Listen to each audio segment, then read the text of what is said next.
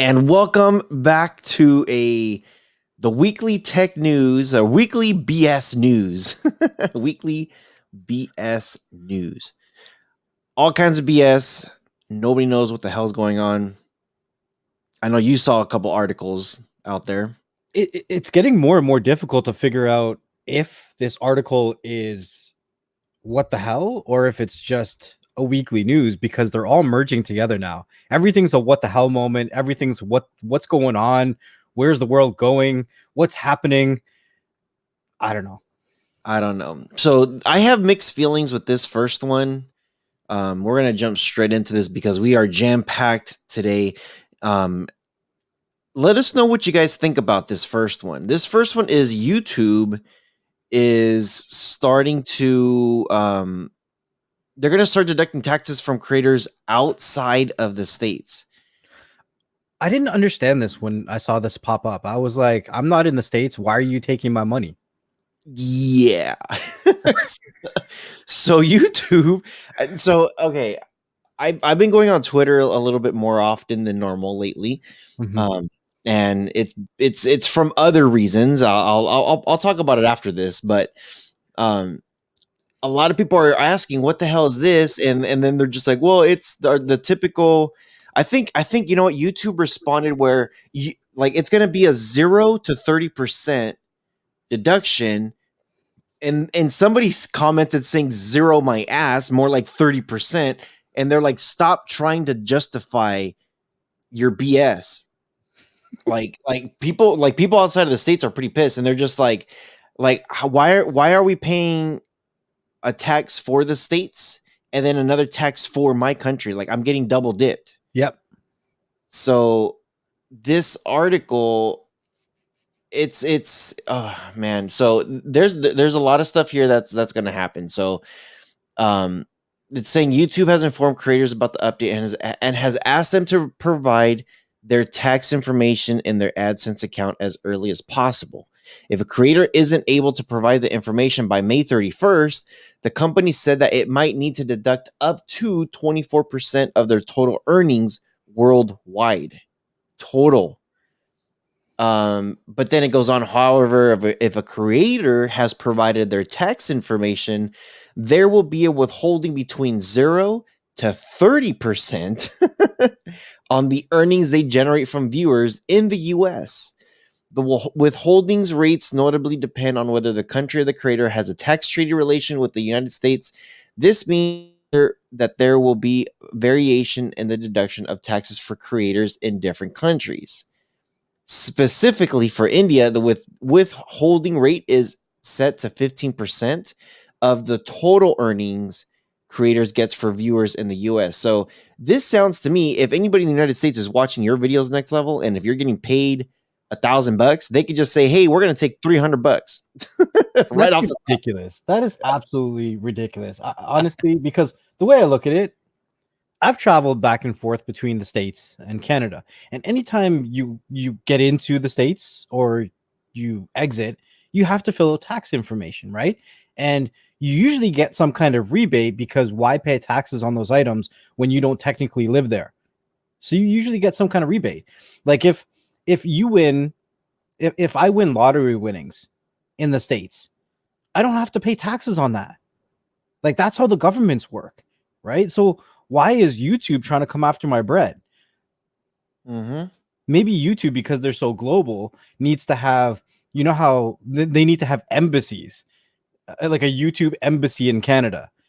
And then you could fall under that YouTube embassy, and then they could give you something like a T4 where it reports directly to your government. Yeah.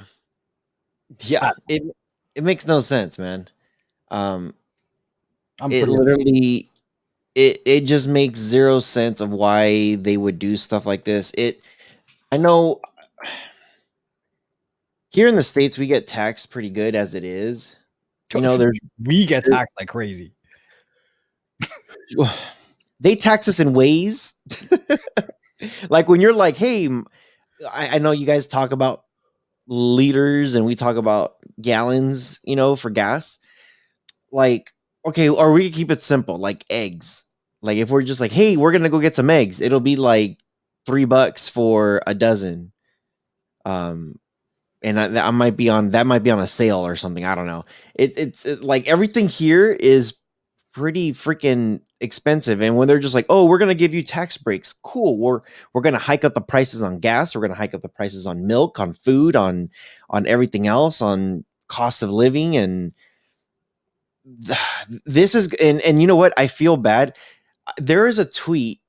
There is a tweet from Lee TV that says this is like dog shit or something, or this, or I think it was Free Tech. It was one. I think it was probably Free Tech. No, I think it was Lee TV.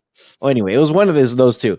But Doc Squiffy replied, and he said, "No, they're not talking about you. They just want to take all my money." Because Doc has all kinds of issues with YouTube. He's just like, they're just coming after me. That's all. Don't worry. Keep moving along here.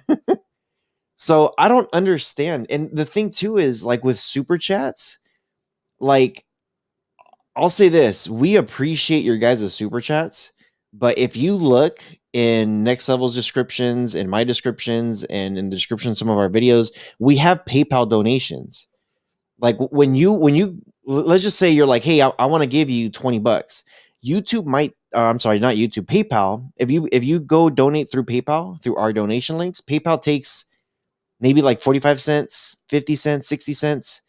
YouTube will take 30% of that $20. It's a couple dollars that they take. You know, it's just like, damn, dude. And they don't do nothing. It's almost like think about this. Imagine going to a restaurant and you're tipping the waiter, and then the boss comes in, the manager, the owner, and says, hey, you need to give me 30% of your tips. This is my restaurant, my house. Dude, that's some BS, dude. That's You know, I used to think, and I still want to believe this, but I used to think that my live streams that got more super chats, they promoted more and were favorable to the algorithm. But I stopped believing that now because my channel's going nowhere. My views are going nowhere. And it's the same people that show up every week for the live streams, which makes me believe it's me doing the work and my community and not YouTube feeding me to an algorithm to get new people to me. So, yep. And I understand the whole thing of we're using their servers for free. They're promoting our videos for free. They're accessible to the world for free. I get that. Like I get that. So it's gotta be like an even handshake. Like, hey, I'm doing all this work so that way you guys could get some traffic, and you guys are providing the platform so that way the traffic could find us. But 30% of, hey, here is, you made so much money on AdSense revenue. It's like, dude, they got YouTube Premium. They're making money already. When they have like this membership thing that people could join our membership, and they're going to take 30% off of that, 30% off of our income from revenue, 30% off super chats. There's got to be a line that they say, hey, you know what? We don't have to do crap when it comes to super chats. do you remember? I feel like it was like 2 years ago when people bought Amazon Fire tablets, and when they locked it on the lock screen, there was advertisements.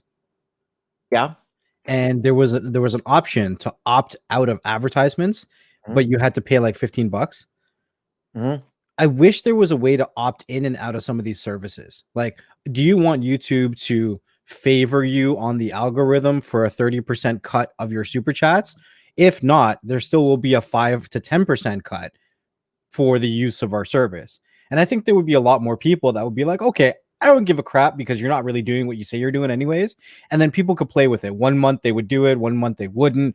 And they would just feel more empowered on that platform.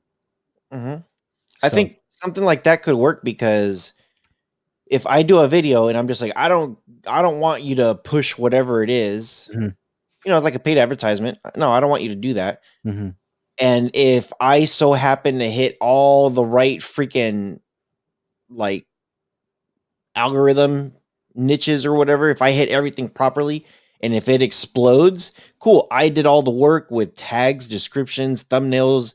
I did all the work on everything.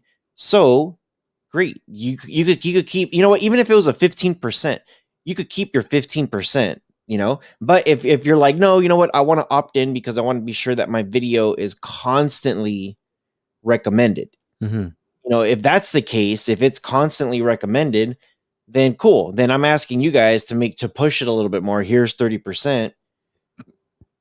You know, I'm cool with that. I agree with that.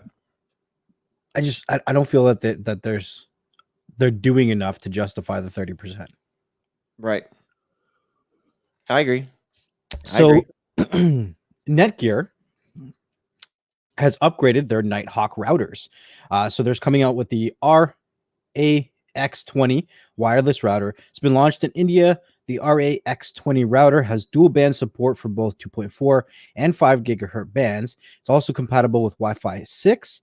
That improves capacity and efficiencies. It also comes with the latest WPA3 security protocols and is powered by quad-core processors. Netgear also provides 5 gigabyte ports and 4 LAN ports and 1 WAN port. The company claims the router can provide speeds up to 1.8 gigabytes a second. I'm you know what? There's so much innovation coming to the internet that it's so cool to see all these different companies and how they take advantage of it. I know I just upgraded my internet service from 100 megabytes a second to 1 gig, but probably a year from now, 1 gig's going to be a standard, and who knows, right? We're going to be getting 1 gig from a satellite from Elon Musk in a year. I hope dude, it would be nice if 1 gig was a standard. Yeah. Um, like it would be pretty nice if it was if that was the standard. Right now in the States, or actually not in the States, for me where I currently live, um, I've looked into, well, you know, I keep telling you that, like, hey, I'm testing 1 megabyte, 100 megabytes download speeds and 300 megabytes download speeds, and I'm testing out with the VPNs to see if I can get like some more speed than what I'm actually paying for. And what's funny is I've been going back and forth. Um, I've been going back and forth that people are saying like, dude, that's impossible. If you're paying for this, how are you getting more? They're gonna cap you. And it's just like, well, that's the thing. They're capping you, but are you allowed to get just a tad bit more than what you're paying for? Mm-hmm. You know, it's like a car. A car could be tapped at 100 miles per hour, but there's ways, depending on what you put within the fluids, within your exhaust, with stuff like that, that you could push the limits. And it's not like I'm saying like, hey, I got 100 megabytes, and now all of a sudden I got 300 megabytes. It's like, no, I got like about 120. It's like I got a little bit more than what I'm actually paying for. I pay for 20 upload speeds, and I've been pushing 22, 23, 24 sometimes. I actually called to ask if I would want to upgrade to 1 gig because I said my upload speed 20 megabytes upload sucks. I'm like, what's the next package after that? And they're like, well, we could do 40, we could double it, 40 upload, and we could give you a gig download. And I'm like, oh, a gig download, dude, that'll be nice. Mm-hmm. You know what they told me? What? It's gonna be a $400 upgrade fee, and that's just to say, okay, we're gonna upgrade you. That's it. It's literally a one-time fee of them saying, okay, we're gonna do it, and then you have to pay the service for them to come out, and then you got to pay the monthly fees after that. Okay. So I don't know why it works like that there, but I used to work for one of the biggest telecom providers here in Canada, and I worked in the business department. And what I learned was that you can get business internet at residential locations. So when I upgraded, I actually upgraded to a business plan, right? So I got the business package, even though I live in a residential house. They gave me for 75 bucks Canadian, I get 1 gig down and 50 up. The guy who came to install it was a residential tech. And he's like, yeah, you're going to get the gig plan and you're going to get 30 up. I'm like, no, I'm not. 1 gig down, 30 up is the residential plan. I have the business plan. And he's like, I've never seen it higher than 30. So he connects it and he runs a speed test. He's like, you're getting 55 up. And I'm like, yep, because it's business. You know what? I'm gonna ask. I live in a residential area. It's very residential. Yeah. I don't have. I'm trying to think. The nearest business I have is not that. Maybe like 3 miles away, and that's like a little shop. It's like a liquor store in this residential area. Well, there's no businesses where I live. It's just classified as business, but it doesn't matter. You just gave me an idea. I'm gonna try it. I'm gonna. So India, I'm happy for you guys that you guys are getting this Netgear, this Nighthawk, 1.58, 1.8 speeds on this router is going to be very, very good. So take advantage of some of the stuff that you guys are getting for sure. Now the next thing is Instagram will launch. Well, actually, it's not even launch. They're going to relaunch. Instagram is going to relaunch its Lite app to 170 countries with support for Reels. Now, I don't know why Reels is such a big thing to some people. Like they really like this whole thing, but Instagram is going to be coming to 170 countries. Now they're not listed here. I was just checking this out. They don't list all the countries, but I'm guessing if you don't have it, all the major countries, I'm pretty sure has it. But they're going to be doing this thing for everywhere. Now, they did say Facebook launched its Lite app back in 2015. TikTok launched its version of 2019.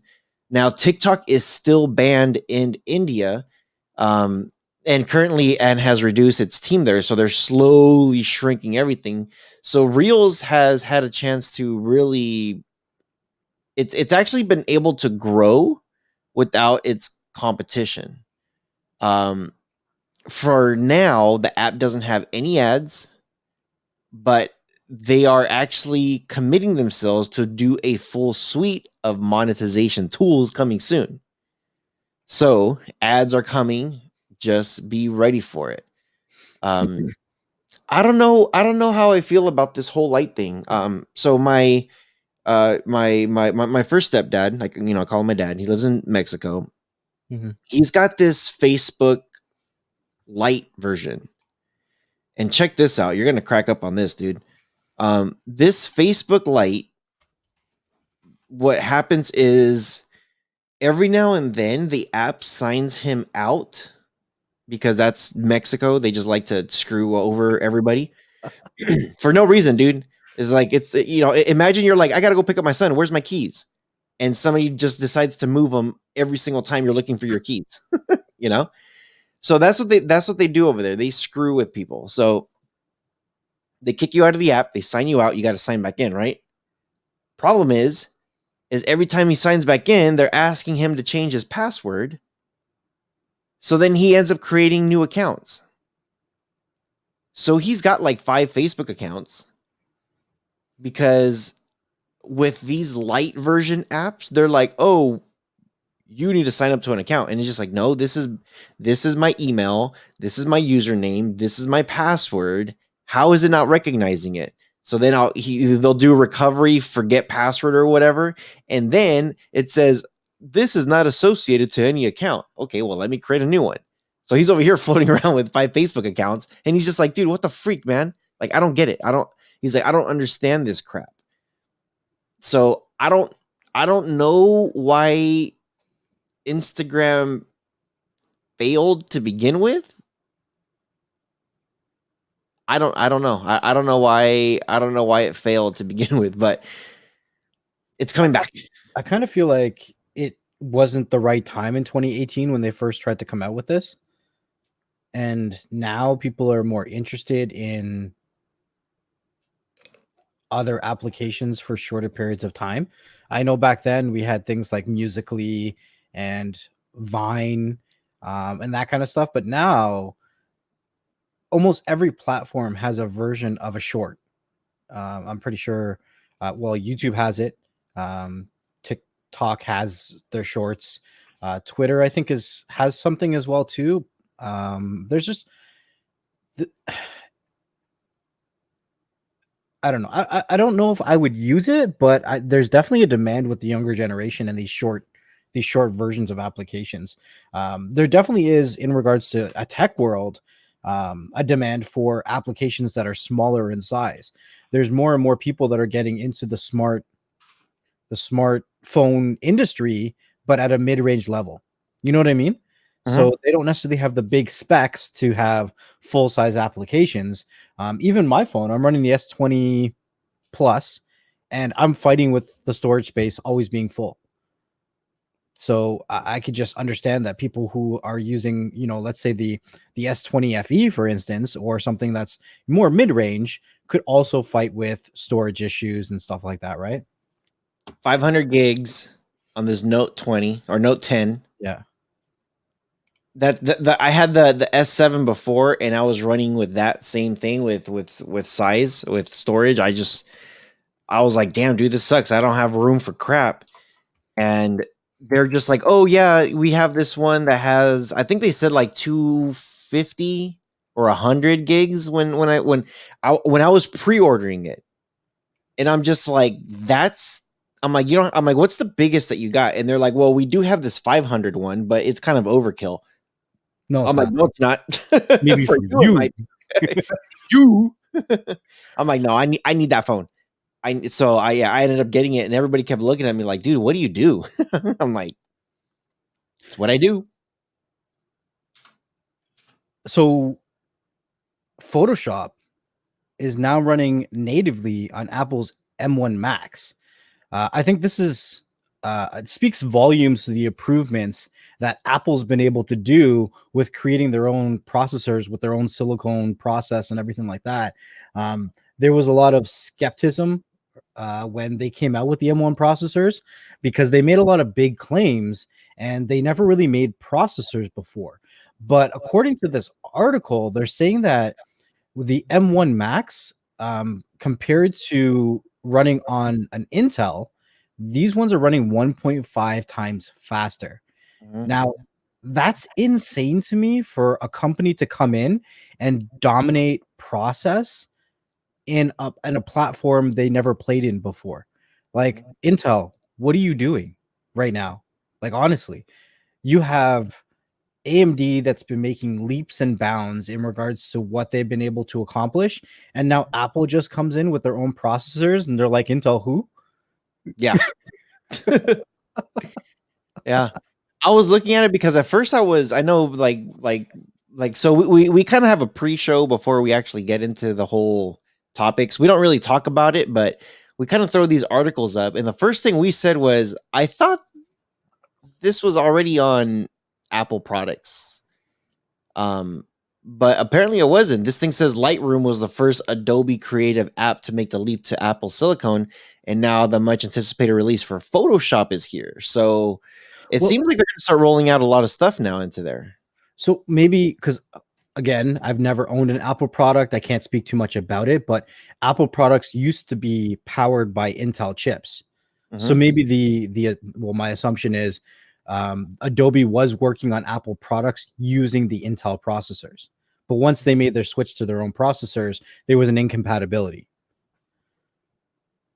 Okay, I can see that. I can see that. Again, Yeah. my When assumption. yeah. No, it makes sense.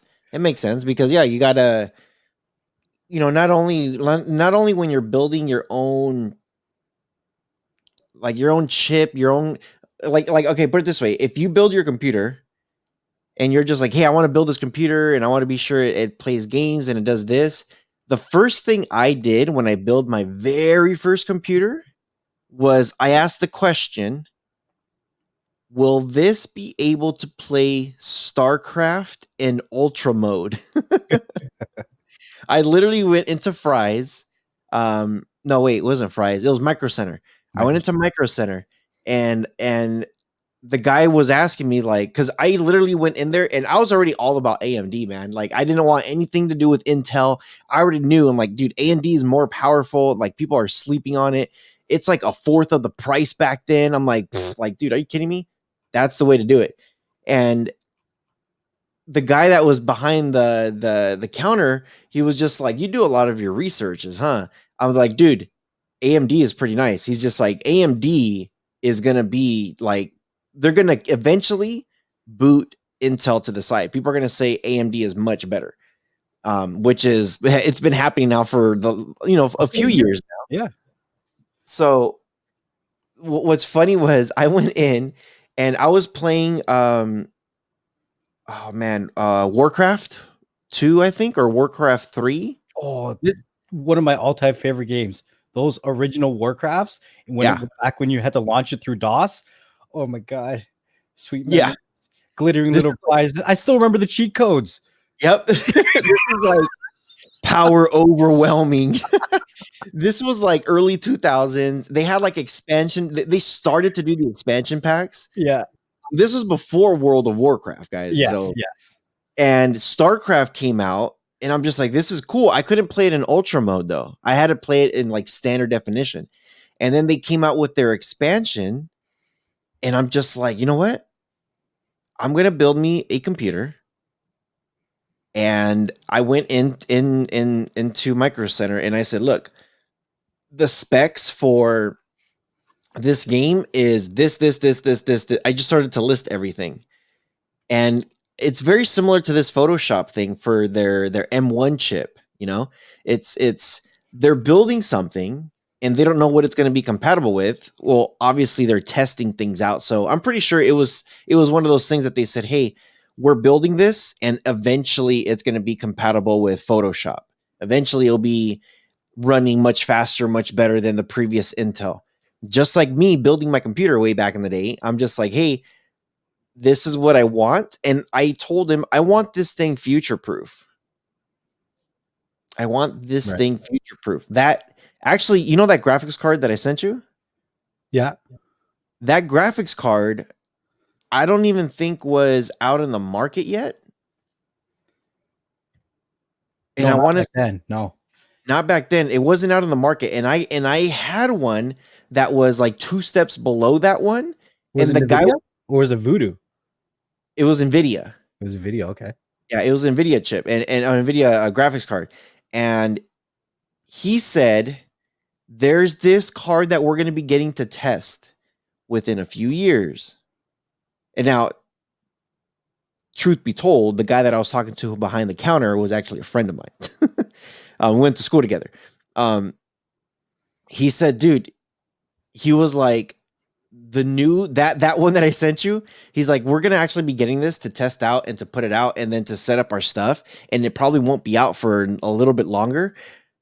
He called me a year and a half later, and this was like maybe like 2 years before it was actually like out to launch, and he's just like, hey, we have some in stock if you want to come pick one up. He was a manager. He was a manager at that point.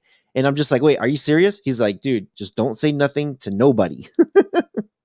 So I ended up getting that, and I'm just like, dude, this thing is freaking nuts. It like that back in, I think it was like 2007, 8, 9. Oh man, I can't remember when it was. I think that came out in 2010, right? Somewhere around there. This is NVIDIA 1060. It's not like, I mean, it's old, but like that's 10 years ago. I don't think it's 10 years old. Look it up when it first came out, dude.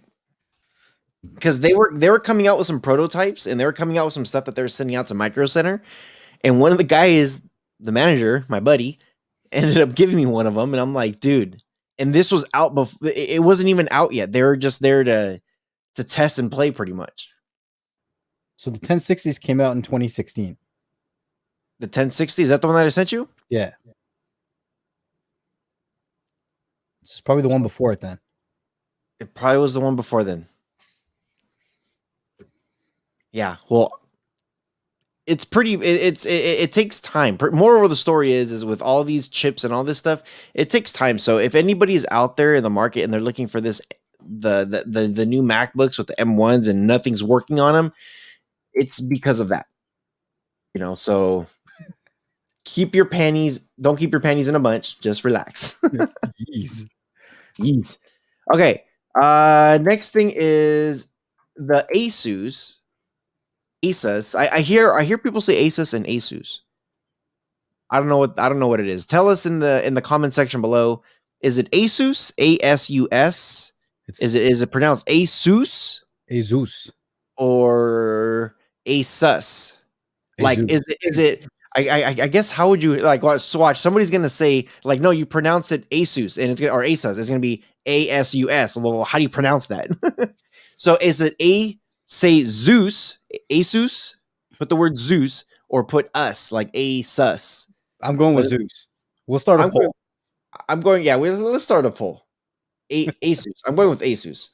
Um, so Asus is coming up with a phone here, the Phone 5 Ultimate, and they're saying in one word, overkill. It's got like an OLED screen. I'm like, what? Yo, the ROG phones are absolutely insane. Some of them come with fans and all kinds of stuff. I love them. Bro, this has multiple look, it has multiple USB-C's ports.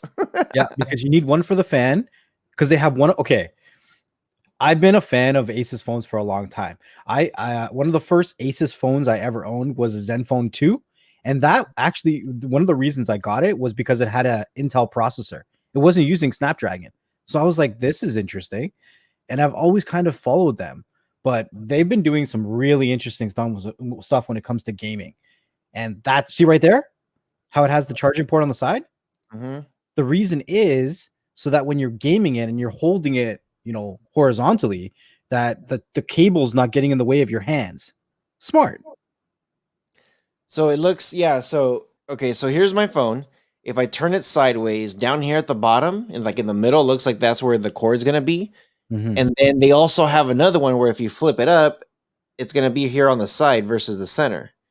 So that's kind of crazy. That's kind of, I don't know. Dude, you see the specs on this thing?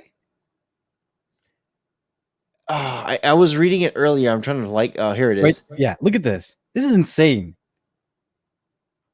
The RAM, it's using 16 gigs at LPDDR5. Storage, it starts the ultimate 512 gigs. That's awesome. The 16 gigs LPDDR5. That's the phone Pro. The phone 5, the ultimate, is 18 gigs at LPDDR5. And they're all using Snapdragon 888. They're all using Android 11. It's a 6.7-inch screen, 244/8 by 1080 OLED with 144 hertz refresh rate. This is nuts, dude. Monochromatic. It says ROG Vision support. Yes, monochromatic. This is crazy, dude. I've never seen a phone that has like a cooler on it, a fan on it. Yeah. I think it's actually water cooled as well too, but I could be wrong. So they're saying the ROG. Yeah, ROG, Republic of Gamers. The ROG Phone 5 Ultimate is a better gaming phone than its predecessors, as well as the competitive device I've started so far from the Xiaomi's Black Shark. Now, when you do have these phones, when you have these gaming phones, I know some people game like Fortnite, for example. What's the other one? PUBG, yeah. PUBG. What other games are people super hardcore about with gaming? Like, I don't know. Every time I think of gaming, I'm always thinking like I want a big screen. I want my TV. I think of PlayStation or Xbox or PC or Nintendo. Now we're slowly starting to think of like, oh, Google Stadia, like to fire people, Amazon Luna, the Nvidia Shield or Nvidia Experience. There's like a lot of stuff that they're moving into cloud gaming. But when you think about cell phone games, PUBG is the first one that sticks out like a sore thumb. Like every time I hear that, or Call of Duty. I play Call of Duty on my phone. I hear that a lot. A lot of people say caught on their phone. Mhm. But I've heard Fortnite, but outside of those 3 games, what is a big gaming a game for phones, I guess? Well, you can also use the xCloud or Xbox cloud gaming platform on these devices as well. On So, all of them? well, yeah, you can on any of them. Yeah, I've Hmm. never done it personally, but the games that you can play on your Xbox, you can play on your phone. I don't know why you'd want to, because I would want a bigger screen.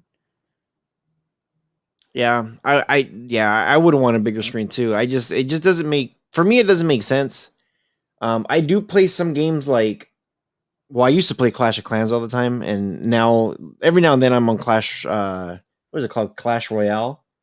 Yeah, Yeah, Clash Royale. I'll do Mario Kart every now and then. And I like to do. League of Legends has that tower, has a thing with like it's kind of weird. It's like you pick your cards, but they're characters, and the characters actually fight. They're not like cards. It's weird. But they have a full game on your cell phone that you could play with. That's actually pretty cool. Um, yeah, I don't know. I like maybe it's something I don't know, dude. Honestly, if I think about gaming and traveling on the go, I would rather bring like I still got my PSP. hmm I have like I've already I don't know if you want to call it unlocked or whatever, but I put it where I could play all types of games on my PSP. And I take that sucker everywhere. People are just like, "Damn, you still got a PSP? Hell yeah, and that thing works amazing. It looks amazing. Everything's amazing on that thing." right. Crazy. Um, what was that thing you were just gonna show? Oh shoot, this one. That's the fan cooler on it. Is that RGB? Yeah, RGB. Oh man, it only has 2 cameras. It sucks. Oh come on, the Pixel only have one camera. Yeah.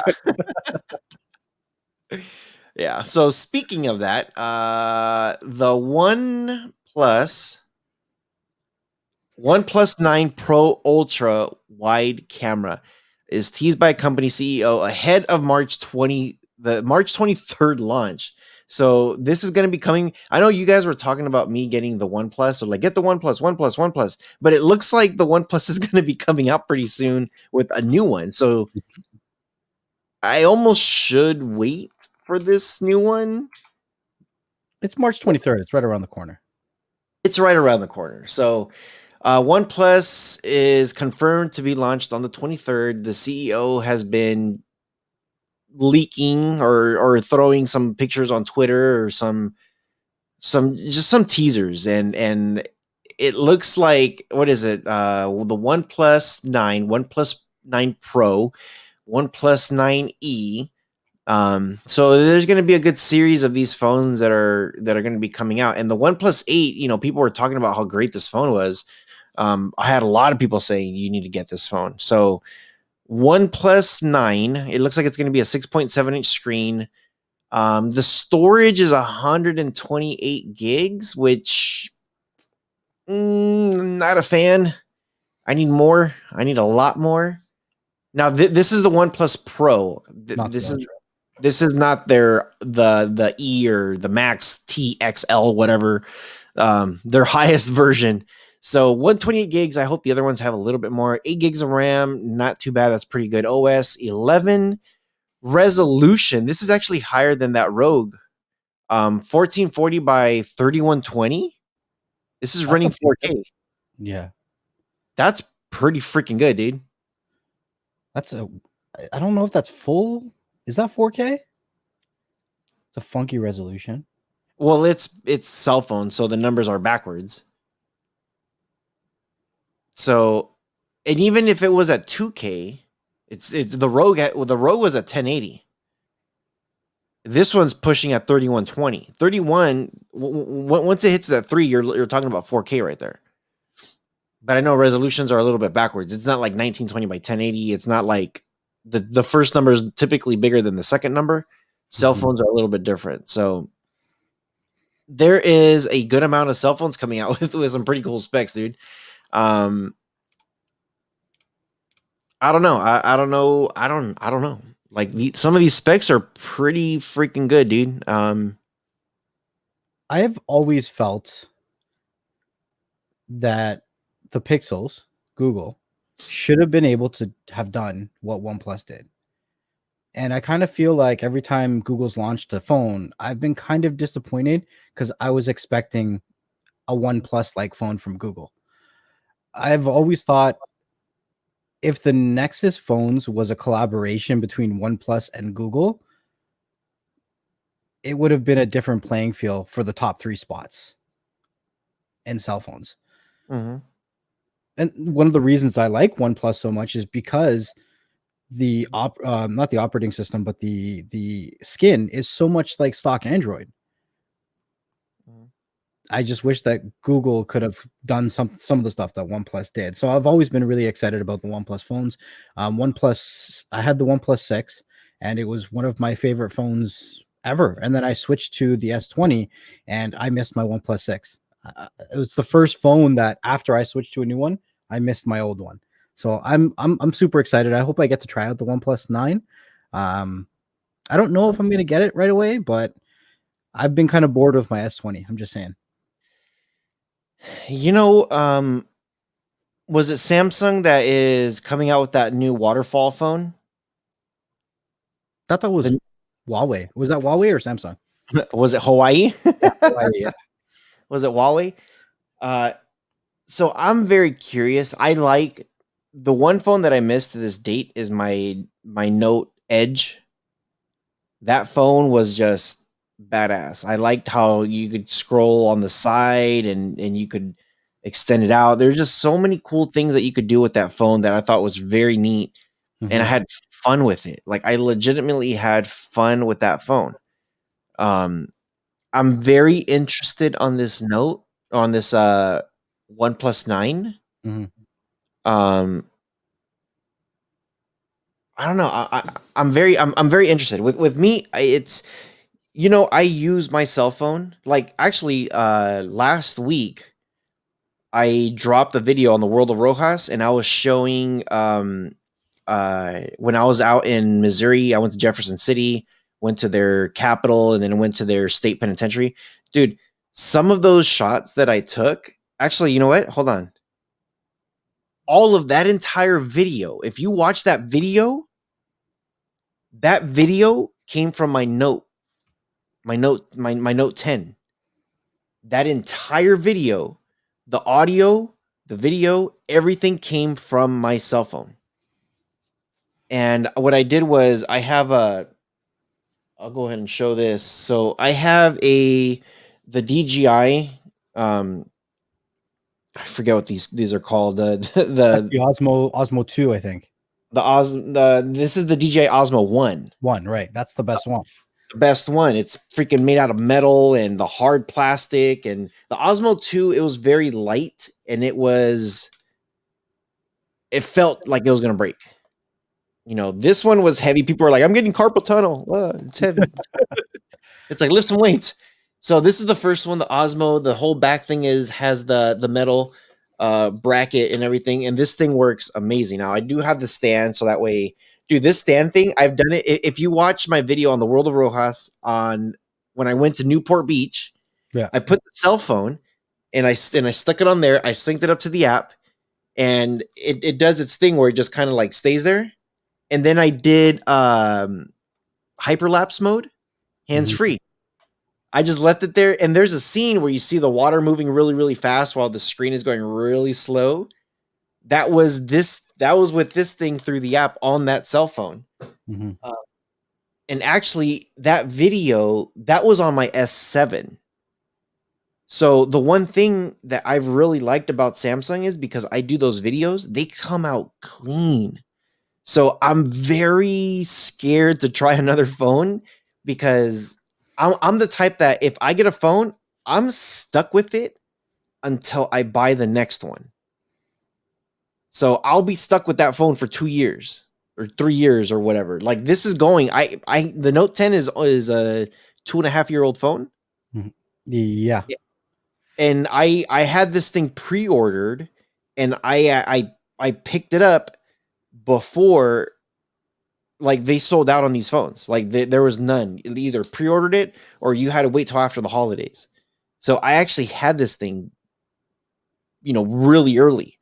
And I've just been loving the camera. Like, if you see my pictures on Instagram or Facebook or wherever you follow me, yeah, that's what I use. Oh, the pictures that I take, or I'm sorry, the thumbnails that we use, the thumbnails that we use for the Beyond the Streams, Right. I use this phone to take those pictures.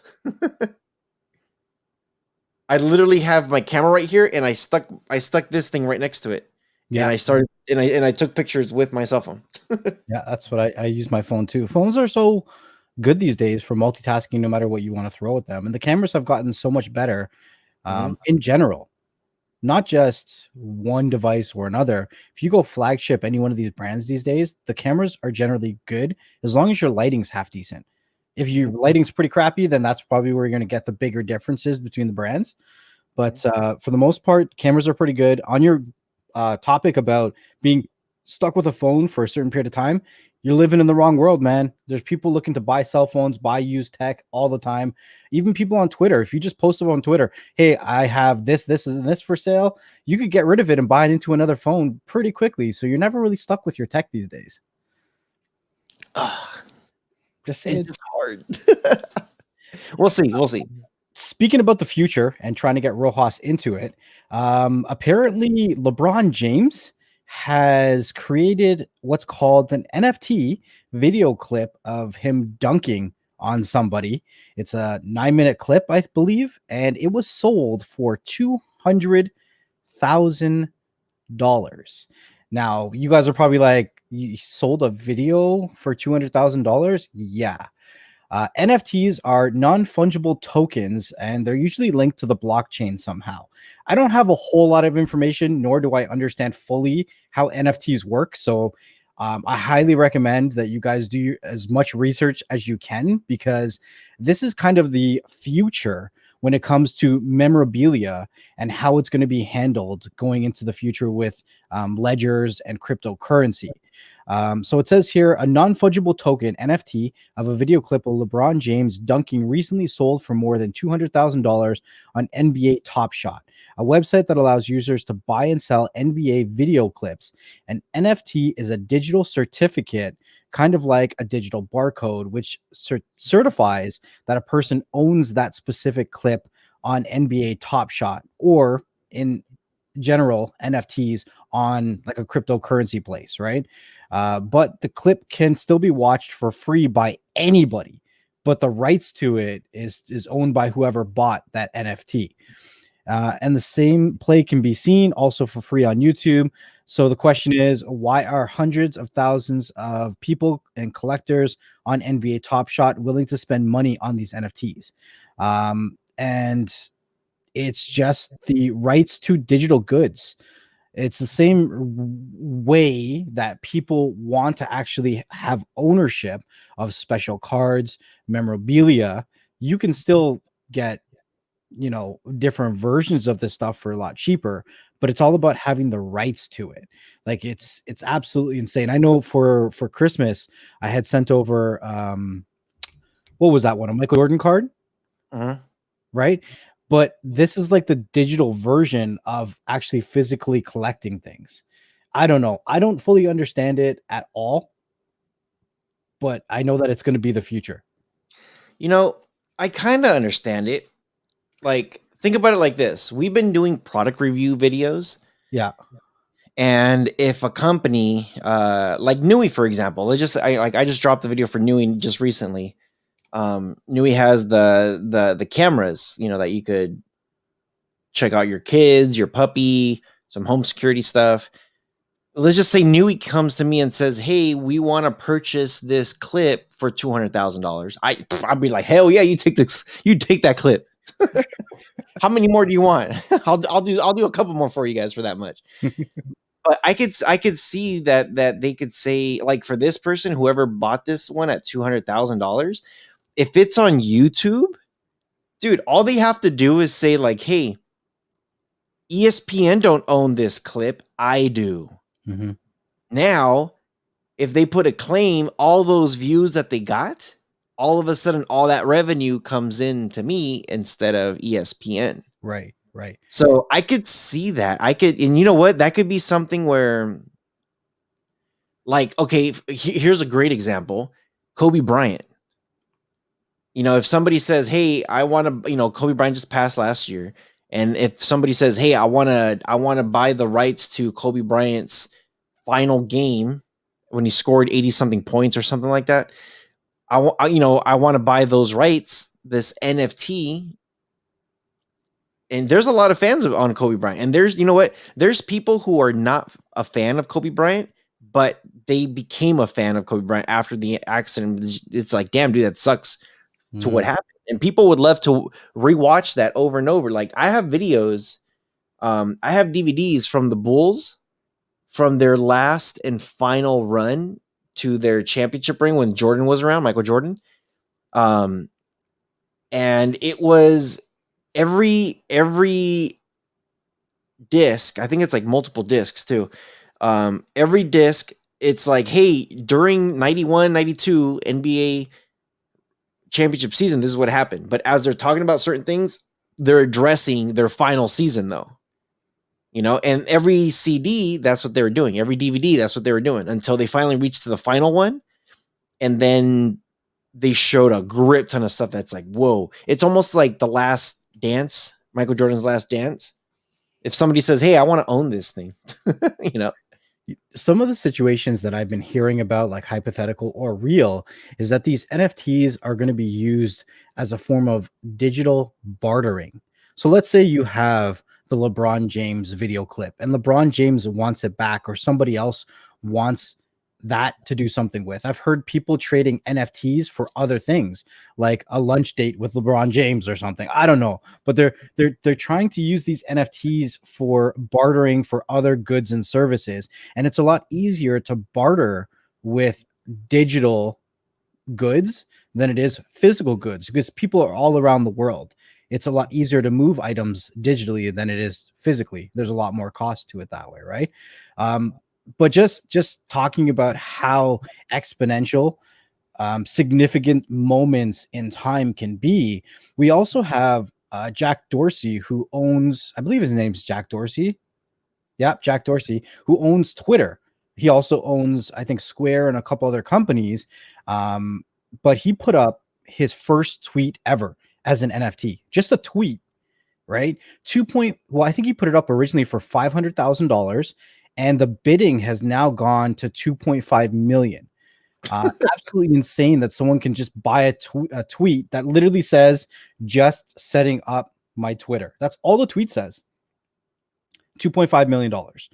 Absolutely insane.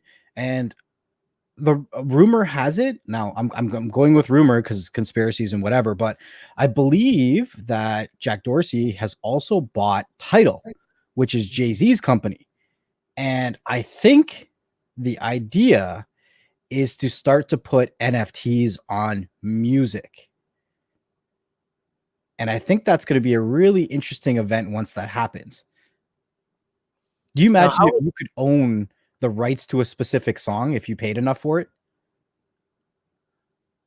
Yeah. Well, I know, was it Michael Jackson that owned the rights to every single Beatles song? I think so. Yeah. So I think this is something that's kind of been happening already before.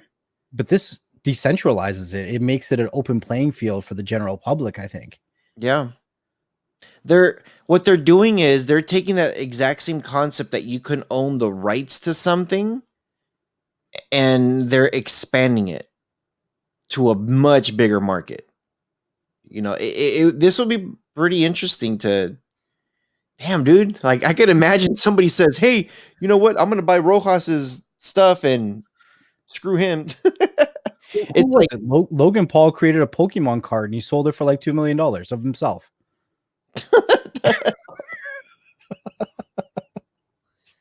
oh man, I don't even want to know what his Pokemon name was. Oh man, yeah, it's just it's crazy how But people are just starting to expand this. it makes me think though, if Jack Dorsey can sell his first ever tweet that all it says is setting up my Twitter for 2.5 million, do you imagine a year from now, 5 years from now, 10 years from now, how much that game stonk tweet that Elon Musk put out is going to be worth? Mm-hmm. It's crazy. Yeah. You just like just think about all the things that have gone viral Mhm. on one tweet and how it could now be worth something. Like imagine walking into a museum and they just print all these tweets out and these are like you know what I mean? Like you're walking into a museum and be like, "Ooh, I remember when he said this. I remember when they said that." And it's just like, dude, just freaking Google it if you want to know. Like in 2020, the most viral YouTube video was freaking Baby Shark. You know, imagine going into a museum that says the most viral video was Baby Shark. You want to listen to it? Put in a quarter. I want to buy this off the wall. How much does this tweet cost? Yeah. Seriously. It's nuts, man. So okay, so the next thing I wanted to bring up, this is I'm actually very very stoked on this. With what Sonos is doing and what they've been doing. Um, Sonos Rome. Sonos Rome announced for 169 bucks officially now. Pre-orders are starting today. And actually March 9th is when it started. So this just started and the speaker will be shipped out on April 20th. So it seems like just another portable speaker that is expensive. You know, there's a lot of like I have a little JBL, I have Soundcore Flare 2. I have a lot of other like I have a bunch of little tiny speakers, you know. So why is this so expensive? Why why is it so expensive? It's just like any of those other speakers. So um the Rome, they're calling it the Rome. So here is the Sonos Move was the company's first try at a portable product, but it's quite large and hefty to actually travel with. The Rome, however, is a true bring it anywhere speaker. It's the smallest speaker that Sonos has ever made, though the measurements I gave last time was a hair off. I guess it's 6.61 by 2.44 by 2.36 inches and weighs a little bit under a pound. That's nothing. Um, Sonos told them that it considers hundreds of different types of prototypes before landing on this design. So it looks like there's one here on the side. If you're watching the audio, you kind of have to check out the video for this, but it does look like a I don't know like a triangle almost, but the edges are curved. Um, and then it shows like there is a base and or I guess a mid and a tweeter Mhm. with the base built in. The really interesting thing about this that I found was that it uses the built-in microphones for the smart assistants to analyze what kind of room it's in, and then it tunes the output of the sound automatically. Mhm. I thought that was pretty cool. Yeah. Now here it does okay, so it does talk about a mid woofer. So the sub and the mid are combined, and then it does have that tweeter for high frequencies. Down below, this is actually very interesting here.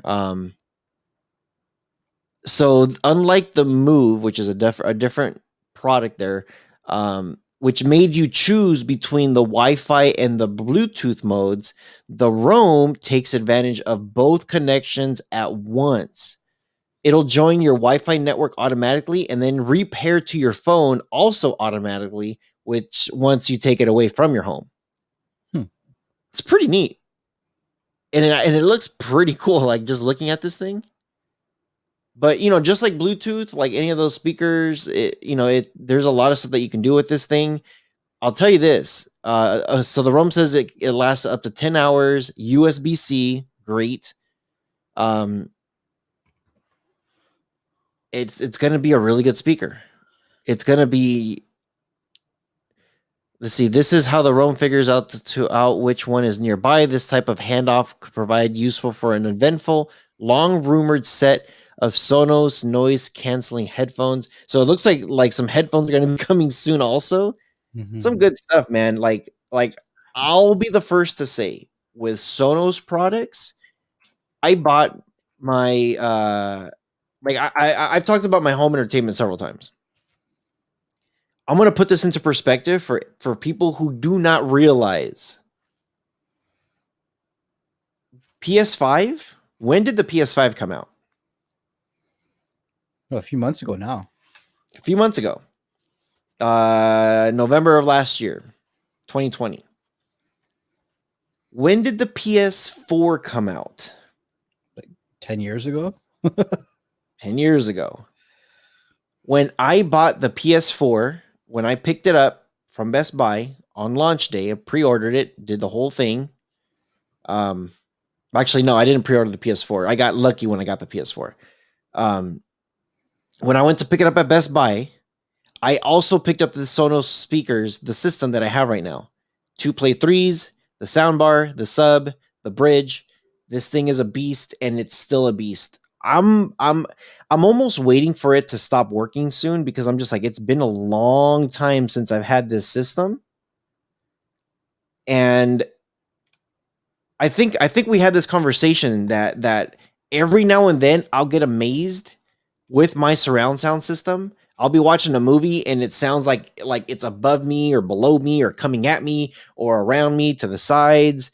And I'm like, dude, this system, because it's on that hi-fi and it's true wireless. You don't have to have wires all over the place like Bose or JBLs or any of these other surround sound speakers. You don't need that giant receiver.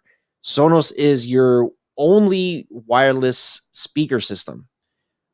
They struggle with 7.1, 5.1 true surround sound, but with those updates to mimic it, dude, I've been telling you, like I hear the surround sound go around the room, and I'm just like, holy crap, it's going circles around me.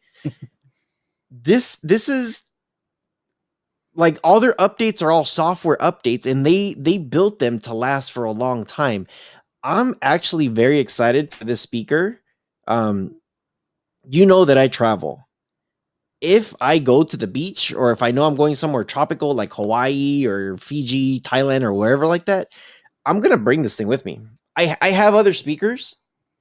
I don't want to mention which ones that I'm going to leave home now, but as soon as this thing is there, I'm getting it. I'm going to be reviewing it coming soon. It also does have, I think it's IP67 water and dust resistance, so up to a meter for half an hour. I know in the beginning you were saying that it was expensive, but $169 for a quality Bluetooth speaker like this is actually a pretty good price.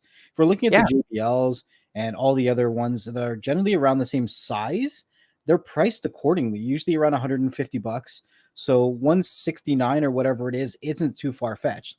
And I mean, if Apple was, I think Apple does have speakers too, and they're way above this price range. So, I mean, I'm not trying to throw shots at Apple, but I'm saying there's value in every price range, and Sonos is definitely bringing it. Mm-hmm. Yeah. Yeah. Like right now, when I was just talking about like how well the technology is, exactly what you just said, you're like reading my mind. Like, you know what? It's actually, the price is pretty good. It's actually, I would almost say it's a little bit on the cheap price. Like this could easily be valued over $200 for sure. So for show. Next up on the list, TikTok is back on the news charts for this week. I think we've talked about them last week too. I'm not sure, but TikTok will be warning users before posting inappropriate or unkind comments. It says, would you like to reconsider posting this? Otherwise, saying this content contains words that may violate our community guidelines. If you change your mind, you can edit your comment, post anywhere, anyways, or edit. Now, I'm a little confused why they are even giving an option. usually once it's flagged by the algorithm on any social media platform, they just remove your crap. They don't even give you an option to rethink what you're going to post. They just remove your crap. I wish, and I know we've talked about this too with YouTube. Like, if YouTube is scanning something and they're just like, "Hey, because this thing looks like it's grayed," right before you're about to post it, it's grayed out, and it's asking you. I think YouTube should do something like this for if they're adding a new rule or changing a new rule or something, and then your video, let's just say the algorithm doesn't catch it, and then the video is out there. They should have something where it notifies you and says, "Hey, this thing potentially could be XYZ." That way, it educates us not to post something that YouTube doesn't like. And if it's just like, no, I think this is okay, then once we say go ahead and post it, then at that rate, then it could be like, okay, put your gloves on. Let's go ahead and argue back and forth via email or Twitter or wherever you're at. But the comment here on TikTok where it says, do you want to be considered to edit this? It says you are ugly. The post that they're trying to put it says you are ugly. And I could see that. I could see where somebody where an algorithm can say, okay, you are ugly is a very easy thing for the algorithm to catch. Mm-hmm. I think stuff like this for sure is great because it could prevent from, I guess, cyberbullying, you can say. I don't know if prevents the right word. I would say deter, because once people know that certain words are going to get flagged, they'll use an uppercase I or a number one. Or Yeah. Or maybe their algorithm is already starting to read stuff like that, Yeah. So I don't know. I kind of like it that it's doing that on TikTok. I wish other platforms could follow suit and take that, so that way, because when you look at this, a lot of us content creators that are coming onto these platforms, um we're not trying to do something that's going to get us in trouble. Obviously all of us are trying to get like a product out there. We're trying to get monetized. We're trying to learn stuff and teach people. um there's a lot of benefits as a content creator. And then when it comes to users, when somebody comes in, like sometimes we'll get comments of people just trolling. Oh yeah, for sure. I wish those systems would say, hey, you're not allowed to put this comment either, because this is going to, I don't know, it's going against our, and it's funny because right in the comment section right above it says, please be sure you review our community guidelines. It's like, dude, no one's gonna read your BS crap. No one's gonna sit there and say, let me read what they want me not to say. They're gonna say whatever they're gonna want to say, regardless of what's on their community guidelines. If their algorithm could do something like this on TikTok, then I know there's a lot of spam bots that come on YouTube and start spamming a weird random link to follow, and it's just like, what the hell is this? You know? And it's just like, dude, hello YouTube. You spent all this money and you haven't figured out how to block a spam bot? Come It's on. crazy because the amount of people that are being impersonated on social media by fake accounts, it's like you see them everywhere now. Yeah. Yeah, it's dumb. I don't know. It gets under my skin. It kind of pisses me off a little bit. Um and it's funny because you could actually put words in there where I know YouTube has a thing. If somebody leaves a comment like a bad word, you could actually say turn on the bad words thing so it doesn't populate and you have to review it. Right. Or I think there's even a thing in there that you could actually turn on to not allow people to put website links. Right. Um, it's like a hit or miss. Um, but yeah, I just wish they would at least be like, hey, some of this stuff doesn't look right. Maybe we should look into something like this too to protect the content creator. I don't know. kind of feel like they should be like autocorrect, because when you work with your autocorrect on your phone, you train it. You're like, these words are good and these words are bad. You know what I mean? So Mhm. if the users could kind of give input and help train the I think that would be beneficial going towards a safer online experience. Agree. Breaking news: Sony VR headset for the PS5. Not till next year, maybe. The PlayStation 5 has announced, or I should say Sony has announced a couple weeks ago. Um, I thought this was kind of cool. I'm just like, oh, this is sweet. Sony announces next gen VR headset for the PS5. It will include a better field of view, higher res, and a single cord. I didn't get the previous gen. Because I was thinking like, nah, it was cool when I tried it, but I'm just like, no, I'm like, I don't see myself really playing VR games. And it was because there wasn't any VR games. Once the VR games started to come out and I started to test them again, I'm like, dude, this will be fun to have at the house. And then I'm just like, oh, the PS5 is going to come out within the next like 2 years, though. Do I wait? What do I do? And then I'm like, no, let me just wait. Let me just wait. So Sony is working on the next gen VR headset for the PS5. The headset won't launch this year, but Sony is announcing early plans to make it available on the PS5 at some point in the future. Well, the way they made it sound was it's probably going to happen next year. So um, right now they have those wand looking stick things. Oh, I wish they would have an image and they don't. Dang it. Okay. So check this out. I'm not going to do a search on it, but I'll explain it. Um, the new VR system, the way they were describing it, Yeah. there's a YouTube video of how they're saying it's going to be much lighter weight.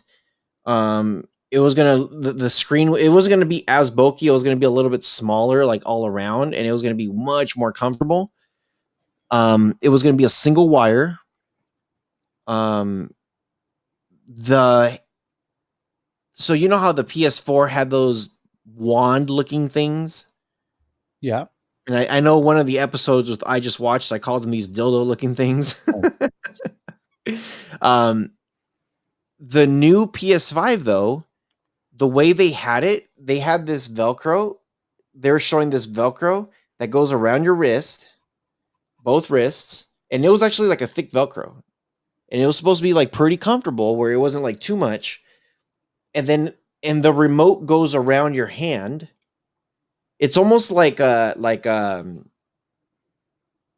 like how would you call it? It has this thing where you almost grab it, but it wraps around the hand, and it's very similar to the Nintendo Switch. And the Nintendo Switch, they have all the buttons right here on your fingers, and you could use your back fingers, the front, your thumbs. There's a lot of stuff that you can do with it. But the prototypes that they were talking about and some of the leaks that they were like working on, Mhm. this thing looked really cool. Like it was supposed to sense um your motion just like the wand. You know how you could move your wand up and down? So the wand is like a stick. And when you move it up or down, left or right or whatever, it was able to figure all that out. So these things are supposed to do the same thing, right? Here's the difference. With that Velcro thing though, when you move it like this, when you bend your wrist, it should be able to pick that up too. Yeah. Is this kind of what you were talking about here?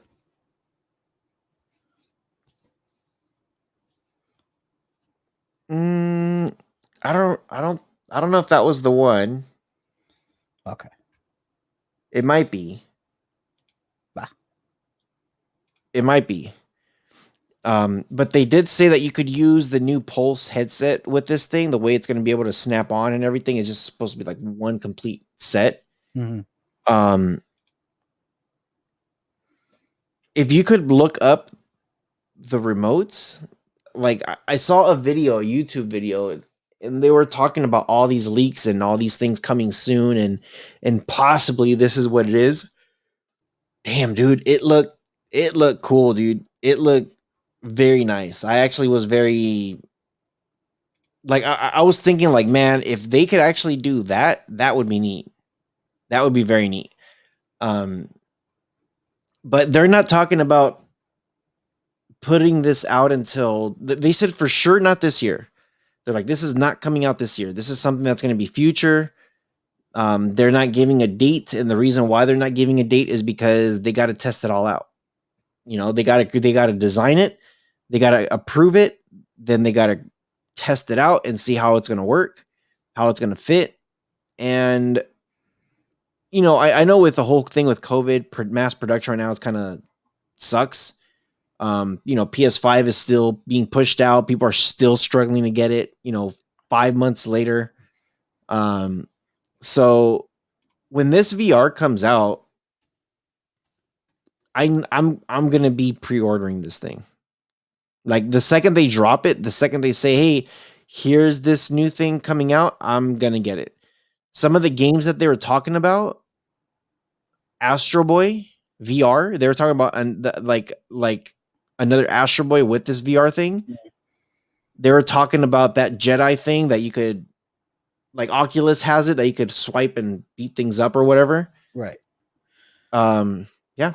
I think the difference is the VR for PlayStation 4 came out very late in the game, right? And if last gen consoles taught us anything, was that these consoles that we buy today are going to be around for the next decade. So if VR comes out now, it's more of an investment over the next decade of our entertainment experience. But if it was to come out in 5 to 10 years from now for the same console, you'd be left in the same predicament that you had with the PS4. You're like, well, the next console is going to be coming out just now. Do I want to invest in all this equipment for this console, or do I just want to buy into the next gen version of everything else? Right. Yeah. Yeah. Yeah. Well, the whole thing with this is the PlayStations for VR came in, I think, a little bit late in the game. And it was those hardcore people that really wanted it. And maybe not hardcore people. But I'm glad that they have already announced it, that they are working on it. Mm-hmm. Because the PS5 just dropped, and like you said, this is going to be for the next decade. So I'm going to be picking it up. I'm really hoping that they do have like 2-player games with it. Yeah, for me, I'm stoked. I'm stoked. I can't wait. Let us know. Let us know. The last thing on today's topic is something very interesting that I saw when I was browsing. A CEO, I think he's a CEO, founder, CEO of a very prestigious company, has been found for fraud and money laundering conspiracies and crimes. How would you feel if you had an antivirus program and that money was going towards money laundering and fraud? When the idea of an antivirus program is to protect you from criminal activities, people doing damages to you, but now we have the founder who's taking that money and allegedly, I don't know if he's been convicted, but using that money for criminal acts. Well, what exactly is he doing? So it says John McAfee, the founder of McAfee Antivirus Software Company, has indicated in Manhattan federal court on fraud and money laundering conspiracy crimes stemming from 2 schemes concerning fraudulent promotions to investors of cryptocurrencies. So somehow he's fraudulently promoting and investing cryptocurrencies. Jimmy Gale Watson Jr., an executive advisor of McAfee's so-called cryptocurrency team, has also been charged and was arrested on Thursday night, the Justice Department said.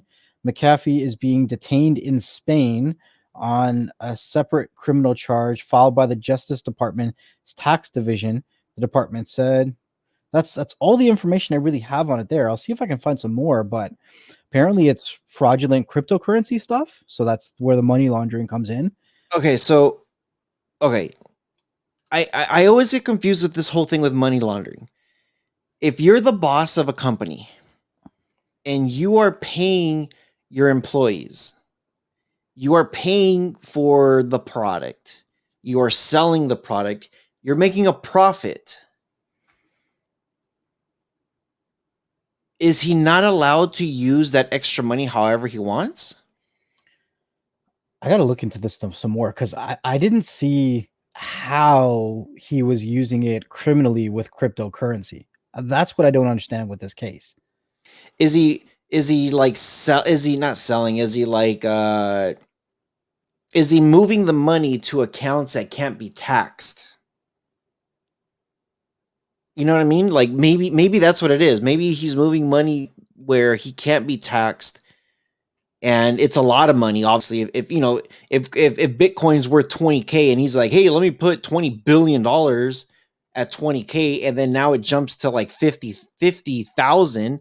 His 20K, his 20 million or billion is now doubled. Yeah, So check this out. I found this article. It's pretty funny. I'm just sharing it. All right, so I'm going through this really quickly, and I scroll down, and it shows a tweet here by John, and this was back in January of 2019, which is whatever. It says, I have not filed a tax return in 8 years. Why? Taxation is illegal. I paid tens of millions already and received jack shit in services. 3, I'm done making money. I live off cash from McAfee Inc. My net income is negative, but I'm prime target for the IRS. Here I am. He's pretty much calling them out.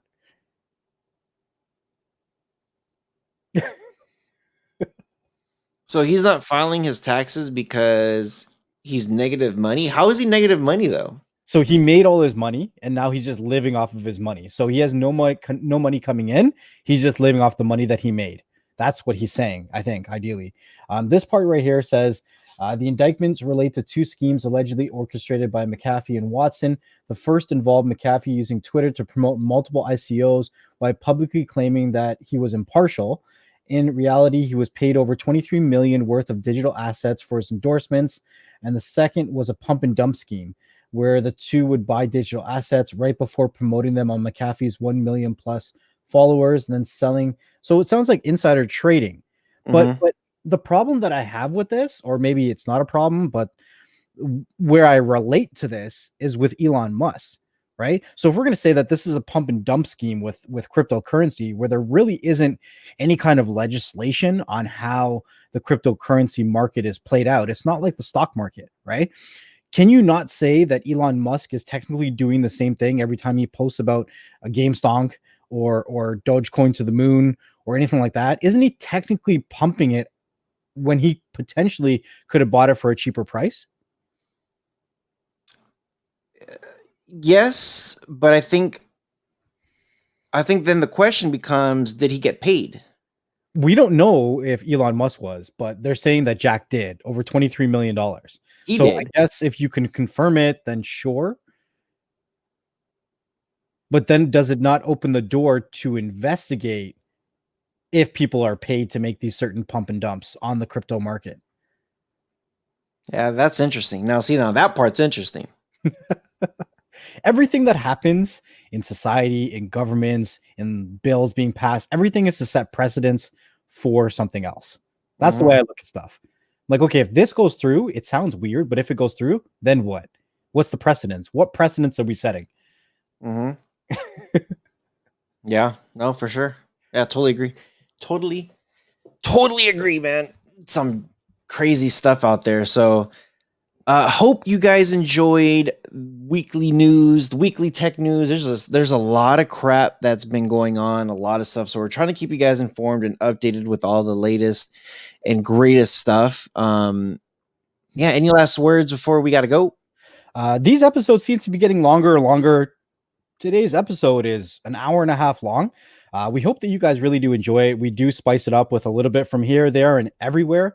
It's necessarily not always related to tech, but tech is related to everything these days. So let us know what kind of topics you want to hear more of. If you guys have certain interests in certain news articles, make sure you leave those comments below.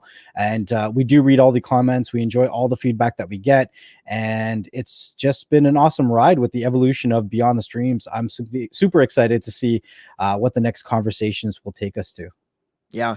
So stay tuned to the next episode because you don't know who's going to be stopping by. Yeah. And with all that being said, watch your asses. Peace. To the moon.